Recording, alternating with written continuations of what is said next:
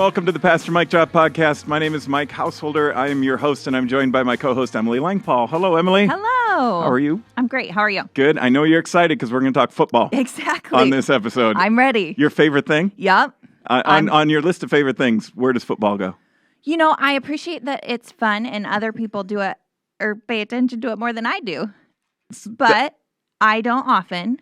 However, I'm excited about this, and I think I have other things in common as well. Exactly, and that's just the point. And so even though we're going to be talking to some football players today, and really, really good ones, it doesn't mean you have to totally be into football to get anything out of this. Right. Because there are some things that are bigger Right. Than sports. Believe it or not, there are. It's as cool and as fun as sports are. So would you introduce our guests, please? Yeah, well, with us we have Danny Housholder, campus pastor at Hope Ames, that has our Kairos ministry. Next to him, we have Chase Allen, all Big 12 tight end for the Iowa State Cyclones. Hi, Chase. And on the bottom of our screen, we have Kyle Kempt, quarterback's coach for the Cyclones. Welcome, everyone. Yes, welcome. Welcome, Kyle. Welcome, Chase. Welcome, Danny. Danny, I know really well. Yeah. Kyle and Chase, I'm really glad to have on as guests today, too. Don't we have some kind of it's Super Bowl week. Yes. So football's in the air, yeah. right? And while there is certainly a difference between D1 football, like Chase and Kyle are involved in, and the NFL, one thing sometimes leads to another. And it is a week where football's on people's minds. So, even mine. So who you got, Emily, in the Super Bowl this weekend? Well, do you know who's? I shouldn't even ask that. That's a good question. Do you want me to tell you who's playing? Go for it. Okay. Do you know? I don't mean to assume that you don't. I do. I am rooting for the Chiefs because I've actually been to a Chiefs game. You have? In person years ago. I did, and it was a great experience. That's awesome. That's great. That's great. Maybe we should ask those guys. Yeah, I think so. Can you say who you're cheering for? Or do you need to stay neutral? I don't know. Danny, I know who Danny's cheering for. Let's start with him. Go for it. I'm cheering for a player by the name of Tom Brady. I'm an unashamed TB12 fan for life. I would call him. He's been a player my whole life, so why not? Since I'm Danny's dad, I will add this. It's more than just being a fan. I'd say it's a full-blown man crush. It's like an obsession. Or for all of the householders? It's Danny and his brother John. Okay. Both are just I don't understand it because they didn't get that from me. I didn't pass that along. Okay. The Tom Brady thing, and I think he's great. I'm pretty impressed with him, but mostly I just hear about it from my sons all the time. So, how about you guys? Chase, who you got this weekend? I never really watched a bunch of NFL growing up. I was always more the college guy, but being from Missouri, I got to go with the Chiefs. Oh, there you go. Yeah, the home connection, right? What part of Missouri did you grow up in, Chase? Nixa, which is down in the Ozarks. It is right outside of Springfield, Missouri. Ooh, now you're speaking my language. Yeah, you've spent time down there. Yeah. Right. Your family on your husband's side has a place down there. We go there frequently. It's a good place. Cool. Small world. Yeah. Kyle, how about Very you? Good.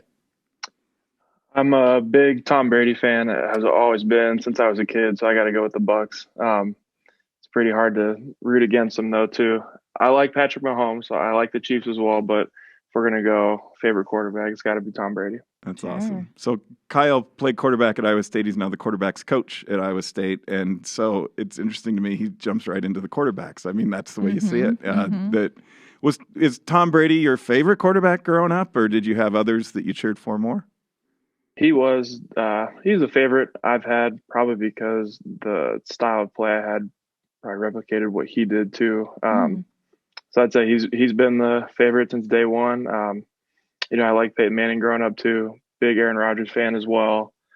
A lot of those guys nowadays are a lot more athletic than probably what I was able to do when I was in college. So I think I like the guys that are a little more similar to what my playing style was, as Chase would probably agree with. I think that's interesting. And I think you're selling yourself a little bit short as far as your athletic ability. It certainly goes beyond mine for sure. Kyle, tell us, you played at Iowa State what years?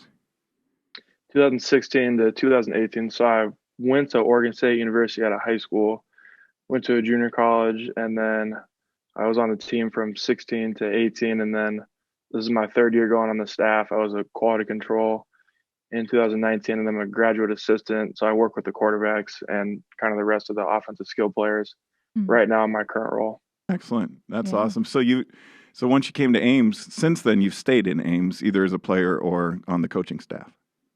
Yeah, this is the second longest I've stayed in one spot. I moved around a bunch as a kid on the West Coast and the Midwest, so This is my 5th year now in Ames. So Chase grew up in Missouri, down near the Ozarks. If you went to Oregon State and you say West Coast, where did you grow up? I grew up in Oregon, grew up in Beaverton, grew up in Hawaii for a bit, and I was born in the state of Washington. Wow. And then I lived in Ohio, and we actually live now in Nixa, about probably 10, 15 minutes from where Chase lives. Oh, You got to be kidding me. So your families ended up living that close to each other, even though you're from the West Coast and Chase, you're originally from here. And I know you're probably had some years in Cedar Falls too. And wow, crazy how that works. And small world. When I grew up, I was born in Idaho, and my grandparents lived in Seattle and Tacoma, and my aunt lived in Portland, which is near Beaverton, and Salem now. And so we spent a lot of time out in the part of the world where you grew up, Kyle. That's very cool. That's cool. That's cool for Kyle and me, maybe. Yeah. And that's it. But, it's a small world. We do have listeners from Oregon. Yeah. We know this. So they're going to be really charged up to hear about this. And Missouri, too. But, that's kind of fun. So this weekend, you are rooting for Tom Brady? I love the Chiefs because my parents lived there for a while in Kansas City. And love is too strong a word. I don't love any team except the Bears, and honestly. And the Chiefs are fun to watch, though. Mahomes is fun to watch. And probably because my sons are such fans of Tom Brady, I wouldn't be sad to see him win again. Sure. I might be the only human who, besides him and his family, who feels that way, but and fans of his. But I don't understand the hatred or the, I wonder if it's just people can't stand people being successful or something. And strong jealousy. Feelings. Yeah, it's crazy. So if that's your issue, we'll do a whole episode on jealousy, but that's another day. And we'll go to that. Chase, you are a current Cyclone, and when is it that you started on the team? Correct. So I graduated high school in 2016, and I've been here ever since. So I redshirted my first season, which was Campbell's first year here, and I've been playing ever since. It's been a long time. Wow. And maybe a lesser known fact, you did not start as a tight end at Iowa State, did you? It was on the defense? No, I was a tight end. Oh, but I thought for sure you were starting as a linebacker. Where did I hear that? I must be confusing you with... Are you thinking of Joel Lanning? Yeah, maybe. Or maybe I'm confusing you with Danny, because Danny was a D1 linebacker for Iowa State. He's got the build for it. You can just see it. Yeah. Yeah. Marathon runner / linebacker. What's that, Chase? I said he's fast. Yeah. He's fast if he gets to run 26 miles. Yeah, then it's pretty fast. But it takes. I wouldn't put a lot of money on him in a sprint.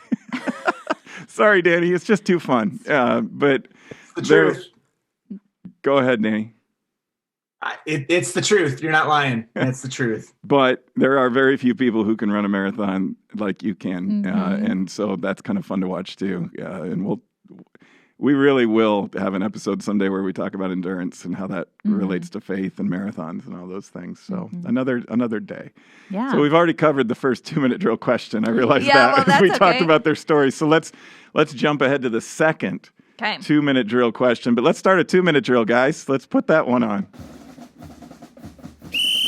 2-minute drill. Well, our first question had been, how did you end up playing football at Iowa State? So now that we have a little bit of ground covered, though, our second question is, what's the best part about playing for the Cyclones? Chase, let's start with you. Great question.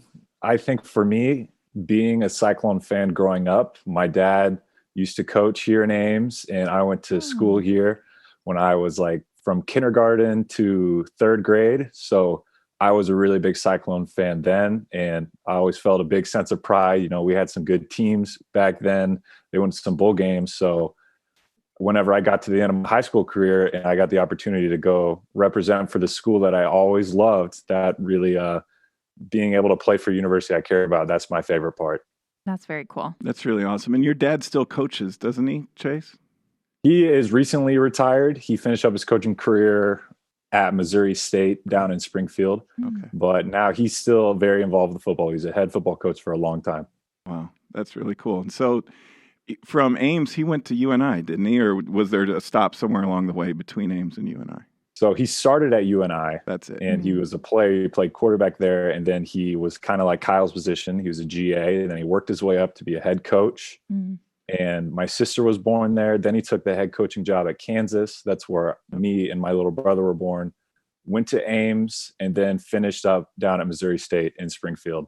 That's it. Very cool. So you were aware of the Cyclones and probably spent a few days as a kid on the sidelines, once in a while, hanging out there. On the sidelines, in the stands, on the hill. I was a crazy little Cyclone fanatic. Dreaming the dream. Yeah, that's awesome. Yeah. How about you, Kyle?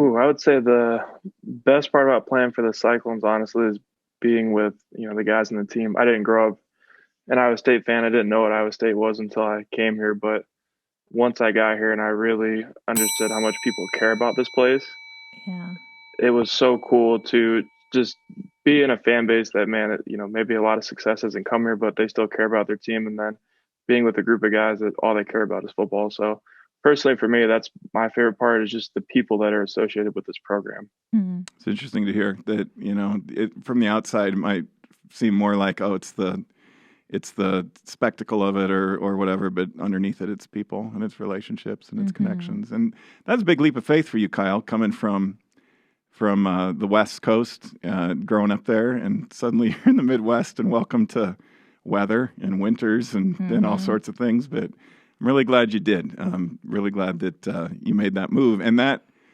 I think you're too humble to say it, so I'm going to actually throw this over to Danny, because I know Danny knows the story well. Kyle's a big part of the transformation of Iowa State football from a program that was up and down and would struggle to win a lot of games to something else. So Danny, tell us a little bit about Kyle's role in that. Yeah, so I'm a Cyclones fan. So yes, I feel like I've got this great job where I get to, not only get to know these awesome people, but it's cool to see them do their stuff on the field and everything. And so just being able to see both of these guys perform on the field has been awesome. Kyle really and Chase, they both really just had this huge part in the transformation of Iowa State football. And as a fan, you always cheered for the team. And you always had some optimism about what was coming, but it was kind of when these guys started showing up that you saw some real transformation. They followed the leadership that everybody talks about with Coach Campbell, which I think is very exciting. But everybody talks about October 7th, 2017, Kyle gets his first start. And, I think Kyle just had a lot of inspiration for people because he's got this story of endurance and perseverance, going from multiple schools to finally getting his opportunity and just showing out and stepping up to the plate. We had an interview in our sermon this last weekend with Chase and Kyle, and you can catch that interview on our We'll put a link to YouTube that too. page. We'll put a link to that too in this podcast description so people can find that. Yeah, and Chase said in that interview, he said, that was the day that Kyle Kempt wrote his name in Iowa State's history books, and that's true. And so Kyle really became this hero here in Ames. But the cool thing is Kyle's such a down-to-earth guy, and so is Chase. You can have a conversation with either of these guys about football, but you can also have a conversation with these guys about what they had for breakfast. I mean, they're just down-to-earth, really humble guys, and that's been really exciting to see. So, yeah, they're heroes, and that's really exciting. And to see what they did in transforming this program is super cool. But also what's just really cool is just knowing that, they're real people and they don't see themselves as too good for anybody. So that's just been a really big blessing to be able to get to know them. Thanks, Danny. Scrambled eggs. I was going to say next question. What'd you have for breakfast? I like it. Let's get to something a little deeper, actually. And now you talk about transformation. Let's make a transformation from talking about football for the sake of the game and all the difference that makes. And again, that link is there. The interview, Danny and Chase and Kyle, that you guys did that became a part of the sermon this last weekend was just really good on so many levels. Most of all because it pointed us to what really matters, which underneath it all is our walk with Jesus Christ. And I want to move toward that part of the conversation now because that's what we're here for. And football is the background for this conversation today, but it isn't the main thing. It isn't the spotlight issue. it's an awesome thing. In that video, what was really fun to see, and so I feel this connection to Iowa State football, mostly because of Alan Lazard. Alan grew up in this church.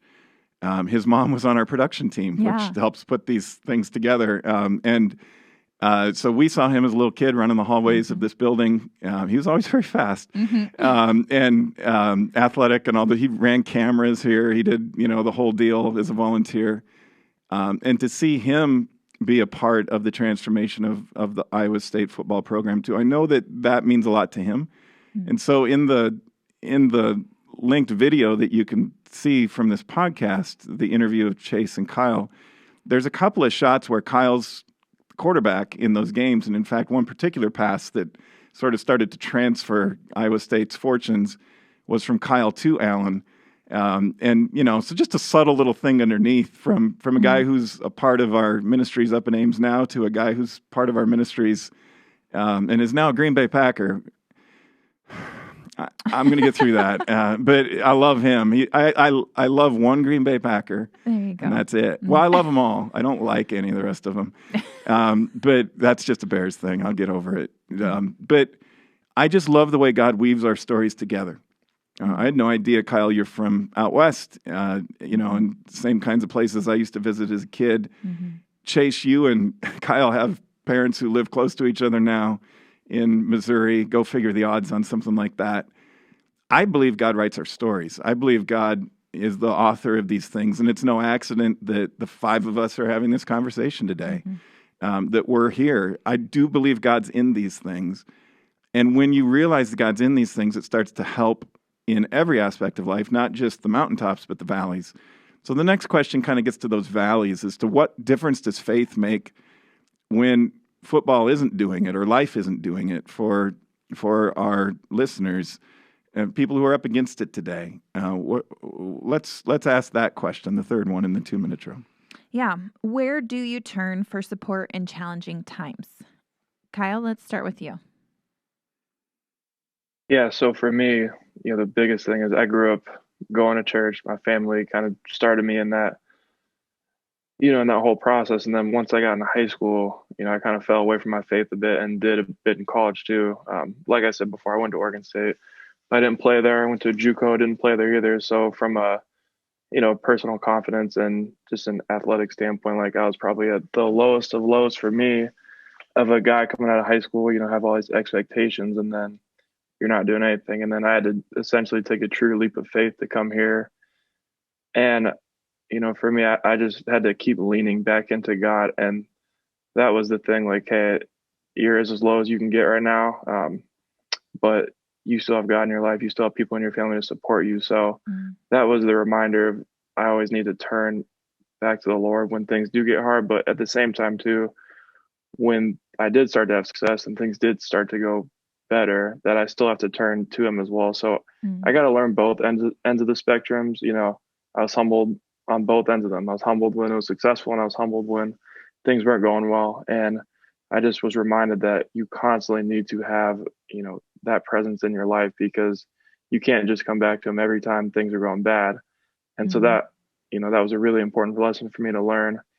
And it was important too, that you have to surround yourself with the right kinds of people because I wasn't great at going to church in college. I didn't really become affiliated with this church until last year. And it was guys like Chase, guys like Sam Harms, like there are people that brought me to this church and got me to get reconnected back to God. And that's from someone who I went to church camp. I grew up doing all of that, but my walk of faith was very different once I was on my own. And I had to kind of refine my connection to God and reestablish that relationship. And that was a big reminder that, hey, you can't do this alone. You've got to be with them no matter what's going on in your life. And it's really important for that to be, the number one thing in your life.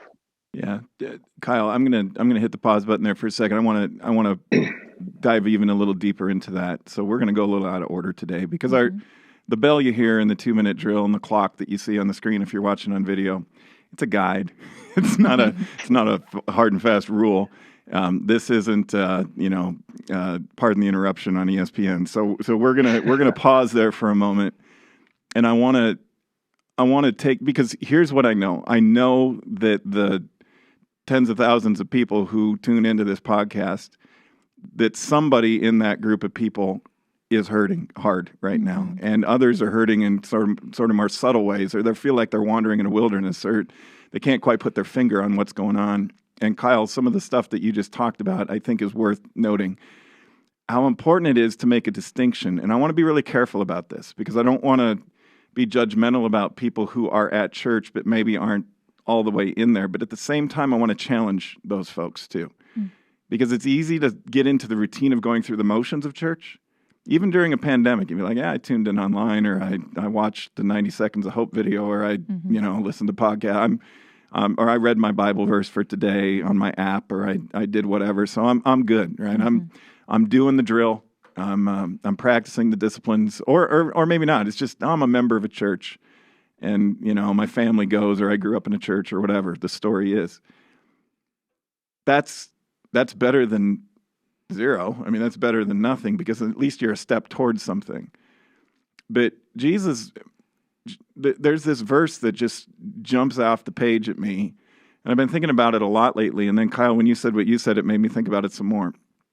Jesus quotes the Old Testament when he says, these people, they honor me with their lips, but their hearts are far from me. And so you can go through the motions of singing the songs, even praying the prayers, doing the religious things, and having the religious background, having the church background. But what you're missing is the best part, potentially. You're missing the relationship. You're missing the part that changes everything. It's the difference between Churchianity and Christianity, right? Churchianity is, I'm in a church and that's it. Now, if it's a faithful and a good church, hopefully that church is always challenging you to get to Christ and not make church the end goal. That church is the means to the end, and it's a really good means to an end when we do it right and we don't get in the way. But Christ is the one who saves. Christ is the one who lifts us up when we're going through challenging times. Christ is the one who's there for us to support us when we're broken. Christ is the one who reminds us there's hope in the midst of a pandemic. Christ is the one that's going to get us through. It's the reason we call ourselves hope. Our hope isn't in us. Our hope is in Jesus. And so I just want to gently, lovingly challenge everybody who's tuning in to take that step from just honoring Jesus with lips and give him your heart and take that next step, because that makes all the difference. And that I can't say that loudly enough or directly enough. In all my years as a pastor, in all my own life, in my own experience, I've seen that dividing point, that distinction. If I'm just going through the motions, I'm not going to get anything out of it. But if I open my heart to it, if I pour into it, then church becomes what it's supposed to become, the conduit that connects us to Christ, instead of the end goal. So I decided, I thought we maybe needed a little sermon. I don't know why. Thanks for inspiring me to preach, Kyle. But I think you brought up a point that people need to hear about. So thank you for doing that. And you're living proof of that. So am I. I think you are too, Emily. I think, Danny, I know you are too. I know your story. Chase, let's hear from you on this question. So Emily, why don't we ask it one more time? Yeah. Where do you turn for support in challenging times? In times that maybe things aren't going as good as you had planned, I always just turn back to just the roots and the basics and the stuff that like really matters. Like, how are you going to be remembered? By your relationships with other people and how you view yourself at these times. And just like Kyle, with my background with the church, I grew up in it. And at times I knew I needed that relationship to grow more. And I'm so blessed and thankful to have some great relationships in my life that have brought me closer to the church, such as my girlfriend, Emma, who works for Hope, and guys like Kyle and some of my other really good friends. And we talked a little bit about this in the sermon on Sunday, but, it can be intimidating because you can feel sort of like a fraud whenever you're trying to buy into that. And the same thing happens on the football field at times. Maybe you're like, man, I don't belong out here. Maybe you feel like you don't belong in the church. Like, you see how much other people around you are investing in this stuff. And you're like, man, I don't know if I have that much investment. I don't know. That's scary to me. And just being able to surrender that and learn from like little impromptu messages like the one that you had, and just focus on the thing that matters is your relationship with Jesus.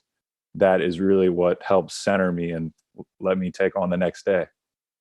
Man, you guys got preacher in you. So good. Both of you. I'm just saying the football thing's working out really well, and pursue that for everything the Lord leads you to pursue it with. But man, that's just so well articulated. And I just got to say this. Yep. I mean, Emma's in both of our views right now. Yes. Your girlfriend Emma's right here in the room because she's the support for this whole podcast.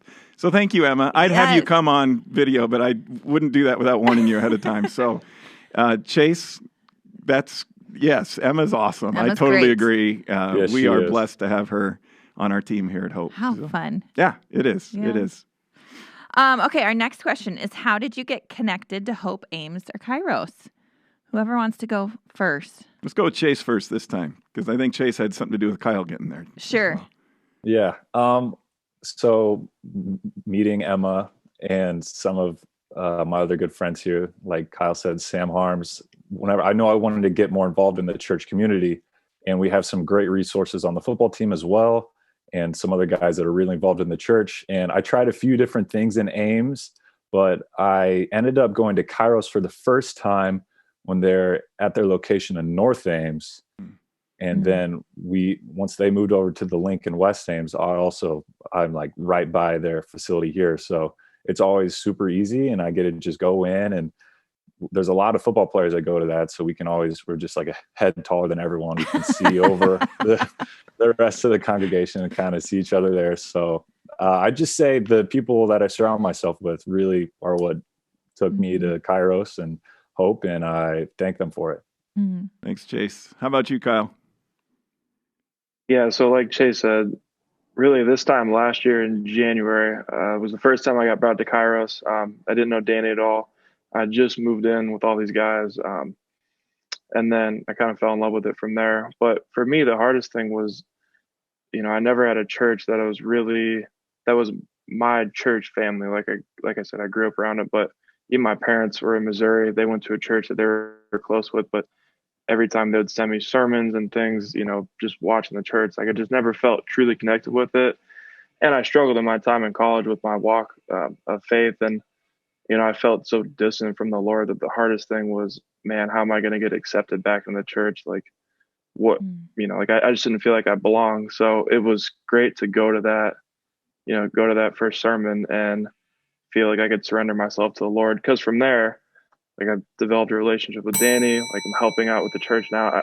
I feel like I'm truly a part of the family, and, kind of like you encouraged people to take initiative to get other people involved. Like all it took was one or two friends of mine to, completely change my life and give me, a new family that, I'm confident I'll have, for a long time.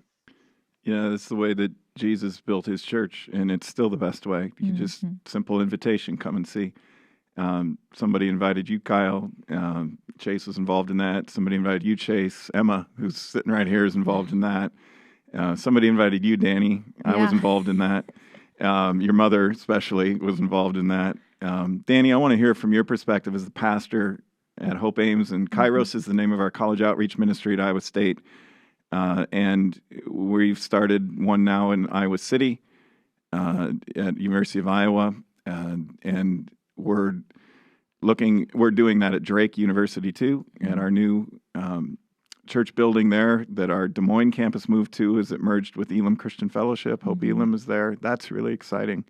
It's exciting to see what God's doing with this ministry because, man, it started out pretty humble and it was just a dream. It was just a vision, but I'm living proof that God can do some pretty cool things through people who are ordinary and willing, and just want to see what God could do in those moments. So, Danny, tell us more about Kairos, and specifically tell us about what these guys bring to that ministry. Yeah, Kairos has been such a blessing, for our church, for this community, plugging students into a place where they can, truly freely experience the love of Jesus. And I'm so grateful that I get to see that. There's just this passion that the students have of inviting their friends.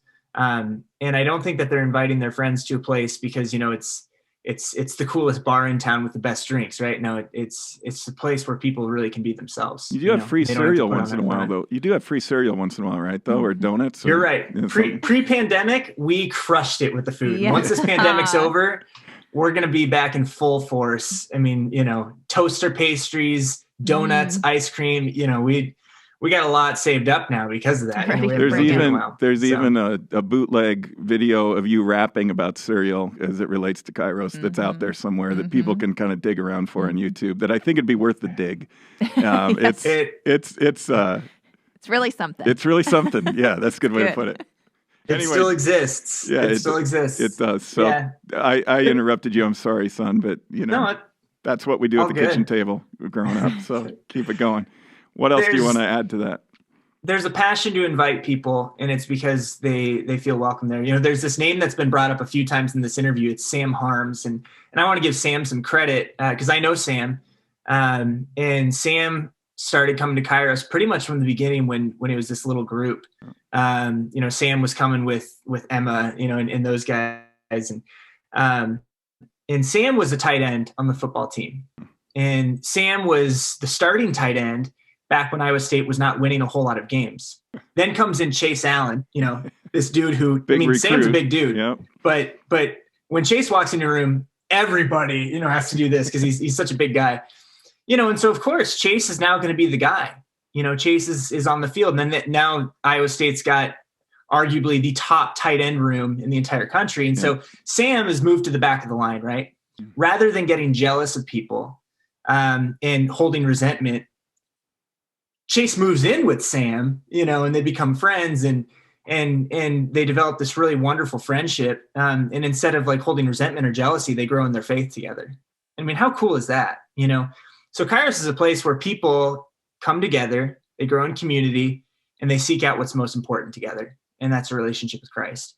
And they find that God's been seeking them out too, which is pretty cool. So I'm just so grateful for students, like Sam, and students like Emma, who just continue to invite people. And then Chase was inviting people, and Kyle's inviting people, and they're just doing this. And truth be told, they have a huge presence every room that they walk into. Chase and Kyle they're just big guys, right? So you notice them. But one thing that I think is so cool is you ask them about themselves and they start talking about somebody else. And I just think that's so neat. We were filming that interview that we did for the sermon, and one of our underclassmen Kairos students was helping us film. And he's a few years younger than these guys, so he watched both Kyle and Chase on the field. And afterward, he finally just goes, "All right, I got a fanboy. Can I get a phone? Can I get a picture with you guys? You're like my favorite Cyclones, And it was funny. Your guys' reaction wasn't like, well, of course he wants to get a picture. It was oh, you want to get a picture with it? Yeah, sure, cool, absolutely. You know what I mean? It was just humble and down to earth. And so Kairos is a place where whether you're considered at the top of the socials, the social totem pole, or if nobody knows your name, if you've been pushed to the back, all are equal at the foot of the cross. The ground is level at the foot of the cross. And these guys just embrace that. And so, they don't walk in, feeling like celebrities. They walk in, knowing that they're seeking the same things that other people are seeking, and they've embraced that. And so I'm just so grateful to know these guys, not just because I'm a Cyclones fan, but because I'm a really big fan of humble people who are hungry for the heart of Jesus. And that's what they do. Yeah, that humility makes a huge difference in our walk with God too. And that kind of leads us to the next question, our last one here in this drill, and then we're going to do a quick deeper dive and wrap it up. But Danny, before we do, tell us, Kairos Meets Win, how can people find it if they are students at Iowa State or Iowa City or at University of Iowa, Drake, wherever they might be? How do people find Kairos? Yeah. So it's easy. Here in Ames, Kairos is Ames City Auditorium, Wednesdays at 8:00. This is now our 4th location, I think, that we've met in, because it keeps on growing, which is very exciting. You got to be smart to go to Kairos and Ames, because you got to figure out where it is first. Yeah, exactly. But Ames City Auditorium, 8:00 Wednesday nights. It's so fun. We've also got a group in Iowa City that meets Wednesday nights at 8:00. They live stream our service in Ames. That's totally student led, which is amazing. All volunteers. Students just started. Yeah, they just started doing it on their own. So that's pretty cool. So shout out to those students. You guys are amazing. Also, Hope Elam has started a campus for Kairos. that's focused on ministering to college students in Des Moines. There's a lot of college students in Des Moines between Drake and Grandview and other campuses Good that are point. in Des Moines. Yep. And so they're ministering to them. They meet Wednesday nights at 7:00 in their building at 2500 University. So if you're a Drake student, it's just right across the street. And if you're a Grandview student, it's less than a 10-minute drive to get there. So I cannot encourage this enough. It's an amazing thing to be a part of. That's great. So back to what you were saying about humility as we transition into this last question. Humility leads us to realize our need for Christ and his church. And Emily, that leads to this final question. Yeah, final question. Why would a D1 athlete take time to get involved in a church? Or even with Christ, too. I could add to that, too. Sure. Kyle, why don't you go first this time?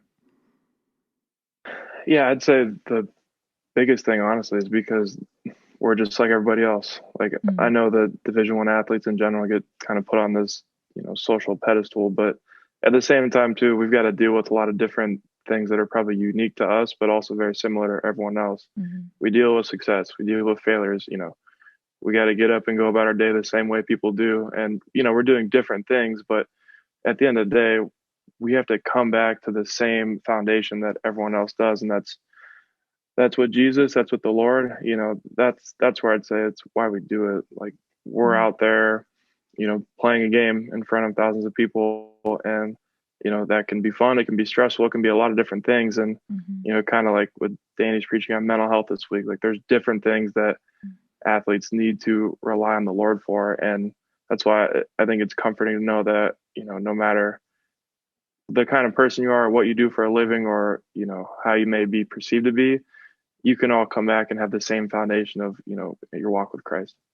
Awesome. How about you, Chase? I just think that you can't be 1,000,000% on one thing and sustain that. Like, you need balance in your life, and you need that going forward. Once you get to school, just knowing that you can take the load off your shoulders and really spread that out. And even from what we did on Sunday, I've had more people come up to me and mention the Hope service we did on Sunday than have come up to me for a very long time and said anything about me being a football player. So just that interaction, I really enjoy it. And it made me very thankful that you guys gave Kyle and I the opportunity to come on a show like this. It's really, I want to throw the thanks back to you guys. When Danny and I ended up on the schedule together to preach here at Hope, I was excited about that just for the father-son aspect of it. It's not very often that a pastor gets to preach with his son, in the same sermon. So that was really fun for me to think about. And then early in the week, Danny tells me he's got this idea. He's like, hey, what if we did this? What if I invited some of the guys who are heavily involved, up here in Ames in our ministries to share some of their story? He says, I think it'll fit the theme. And it's like, yeah, well, I mean, if you can get people, I mean, I know it was a month ago you guys were in Arizona winning the Fiesta Bowl, which is crazy. It's because I think people hear that from the outside in and they're like, all right, well, your life's perfect, right? If you're winning championships, if you're winning big, huge bowl games, if you're top of the world, your futures are bright. I could see that for both of you. I mean, who knows what it's going to be in 5 years or 10 years for both of you guys, but man, sky's the limit for both of you in the football world. And you could just end it right there. And I know a lot of people do that when their careers go well, or when life is working in some way. Like you said, Chase, it's so well said. You can't just do 1,000% one thing all the time. There has to be some balance. There has to be something that provides that foundation for the high highs, the low lows, the mediums too. Let's talk about that for a second.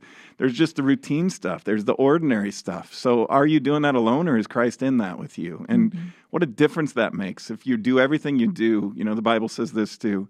It says, always work as if you're working for the Lord, even if you have a cruddy boss, right? So I'm talking to you, Emily. Even if you have or Emma, right? Even if your boss is less than perfect, know that you're working for a perfect boss, and that's Jesus Christ. And so you do the work that you do, not just for the company that you work for, or the organization, or the team that you're on, or whatever it is, because as human beings, the closer you look at things that are even really good, the more you'll be able to see flaws. And when you see those flaws, you start to say, oh, well, this stinks. I don't want to be a part of this anymore. And the Bible reminds us, when you work for the Lord. When you live for the Lord. Whether we live or die, we do it for the Lord. Everything we do becomes this God-conscious act, and it starts to awaken us to a whole different kind of existence. And then we can start to hit our stride.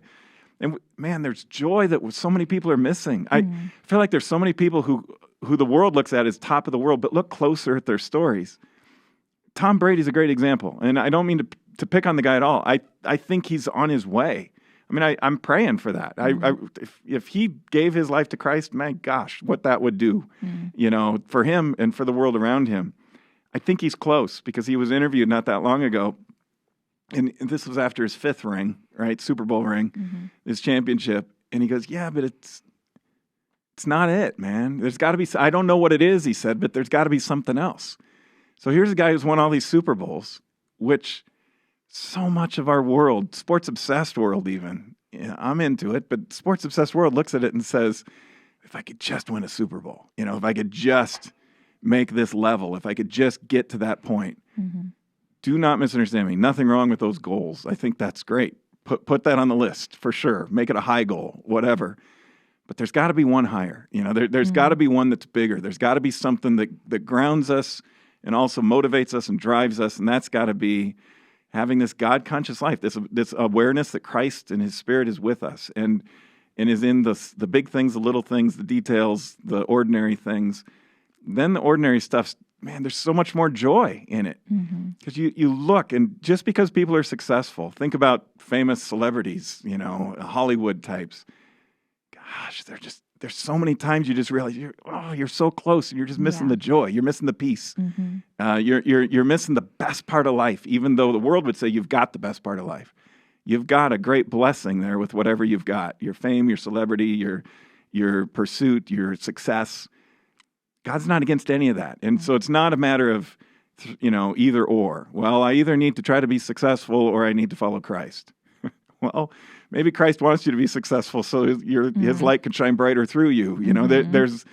It's way deeper than that. Yeah. And so this gets us into our deeper dive, which is to say, I want to frame this question this way, and maybe this is a little strange, but that's how I roll. So Chase and Kyle and Danny, I want to hear from you on this too, and then Emily and I'll wrap it up.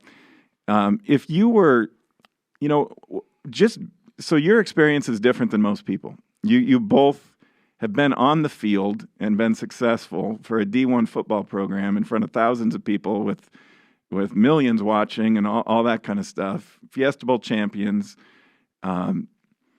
What would you say to a 3rd grader who's watching this and says, man, I want to be you. That's my thing.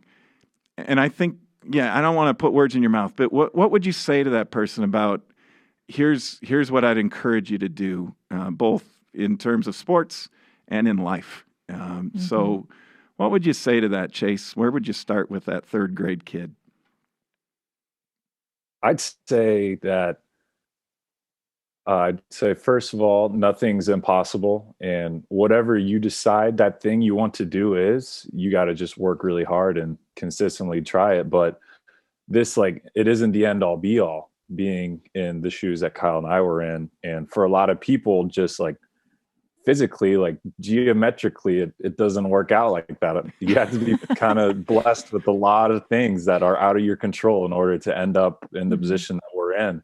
So if you're trying to put all your eggs in that basket of something that you weren't meant to do, you're just going to end up kind of being a little heartbroken. So I'd just say to them, find your version of that and excel at it as much as you can and give back to all the people that you can and help them reach their goals too. Yeah, that's so well said. I mean, it helps to be 6'7" and really athletic, and that's something you're blessed with.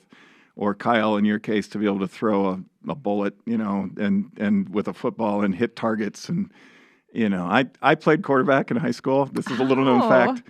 I played quarterback because we were a running team, and the coach needed somebody who knew how to call plays in the huddle and could hand the ball off really well. We had a really good running back, so I would just give him the ball and get out of the way. And talk about how I was a high school quarterback. I think, honestly, this is really embarrassing. I think I threw 17 passes the whole season. Yeah, that was it. And most of them were not successful. But Kyle, tell us, how would you address a third grade who's listening and wants to learn about, goals and where they should go from here? Yeah, I think to piggyback off what Chase said, like find what you're passionate about. And really that just means try everything. Like I think that's the one thing I encourage. And I see that with young athletes, especially. They want to do one thing and just play one sport. And, that's something that I don't typically agree with.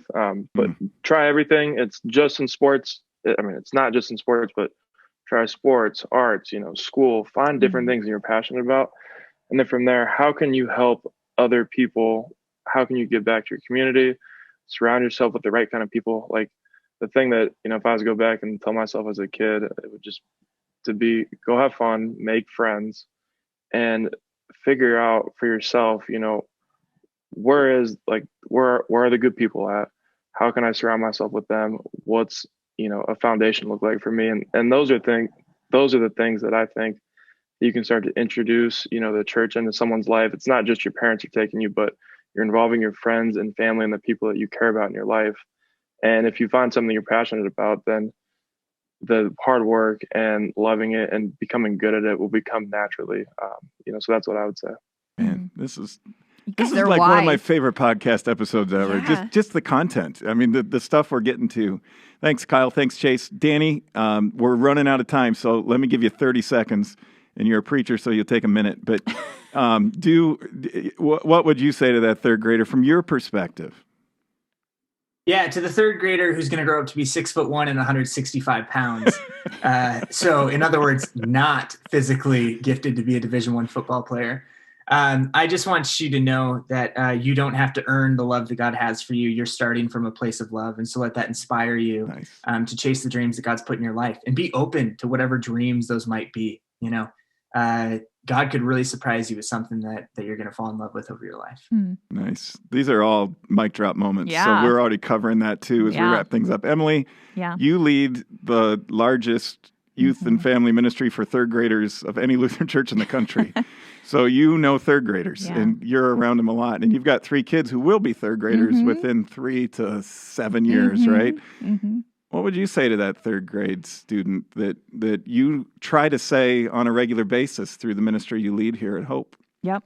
I think to sum up what all 3 of these guys have said is I love saying try different things. I think God's gifted each of us in different and unique ways. And so it's important just to keep trying things. And I really believe in working hard. And yes, you do. Yeah, I think that you can work hard at dreams and see where God has gifted you and maybe be surprised by that, but also to focus on other things, to realize that you have to be a well-rounded person. And so not setting yourself up for one dream, but looking at what God has around you, that you have people to inspire to come to church and do big things, and you're leaving a legacy in that way as well. Yeah. The only thing I'd add to all these good words that we're hearing from you, Emily, and from Chase and Kyle and Danny is to let your light shine and to find that way that God wants to bring his light to you, and then you reflect that light to the world around you. But to let your light shine, not for your glory. And when we start letting our light shine for the glory of God instead of the glory of us, whatever it is you do, whatever it is the passion in your life, whatever it is that you pursue, the hobbies, the careers, the goals, let your light shine for the glory of God. And my gosh, that's going to align some things. That's going to start to move you in a way. It's like, okay, I am doing this for God. I am doing this. This is for third graders. This is for 12th graders. This is for 82-year-olds. This is for all ages. This is God's wisdom for us, that he created us to live for him. And when we don't, we trip. And when we do, even when life is rough, one of the greatest surprises of following Jesus, you can still have joy even when stuff stinks. Yeah. My life is not immune from things that stink. I've grieved, I've suffered, I've struggled, I've had challenges and issues because I live in a fallen world. Everybody does. To quote REM, everybody hurts sometimes, right? We're all going to have a moment. And so when that happens, to still be able to experience this untouchable joy that the Bible talks about. Jesus says, "Blessed are the poor, blessed are the meek, blessed are those who are persecuted." That doesn't sound like a blessed list, but he says you can be blessed because you have me. Mm-hmm. So even when life turns and circumstances turn and pandemics hit and challenges hit and you worry about the future or the present or you're trying to work through the past, when God's in it, we find that joy, we find that peace. Yeah. So thanks, guys. Thank you, Chase. Thank you, Kyle. Thank you, Danny. Yeah. Really enjoyed this conversation. Appreciate your time. I know you guys have full plates. Yeah. So for you to carve out time to be a part of the sermon recently and to be a part of this podcast today, I just really appreciate it. Thank you very much. Mm-hmm. Emily, thank you too. Thanks to all of you for tuning in as always.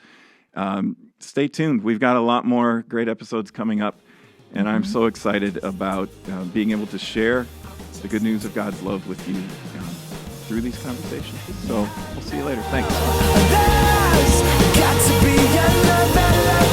Please like, review, and share on whatever platform you're using. That helps us get the word out. And join us for weekend worship. You can go to LutheranChurchOfHope.org to find out how. We'll see you there.